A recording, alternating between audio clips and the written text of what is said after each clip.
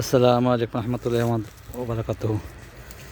এখানে আমাদের একটা চমৎকার কলার প্লট, বাড়ি কলা 1, 2, 3, 4 এবং 5 লাগানো হয়েছে সেপ্টেম্বর মাসের 15 তারিখে। আমরা সাথে সাথে ইয়েও লাগিয়ে দিয়েছিলাম যে ফুলকপি বাঁধাকপি, যেহেতু কলা গাছ বড় হতে সময় লাগবে, মাঠটা পুরো ফাঁকা পড়ে থাকবে, তাই আমরা এই কৃষক যাতে বাড়তি ফসল পায়, কৃষক থেকে এই অত্র এলাকা যশোর এলাকার কৃষক থেকে উদ্বুদ্ধ করার জন্য আমরা এই আন্তঃফসল করেছি। এবং এটা ওঠার পরে আমরা আরেকটা আন্তঃফসল করবো ইনশাল্লাহ, বেগুন, পুঁইশাক বা ঢেঁড়স করব।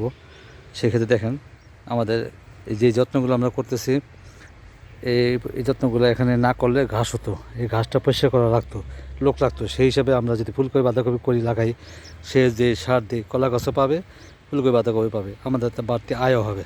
ধন্যবাদ সবাই। ভিডিওটি ভালো থাকলে লাইক, কমেন্ট, শেয়ার করলাম, সাবস্ক্রাইব করুন প্লিজ। আসসালামু আলাইকুম।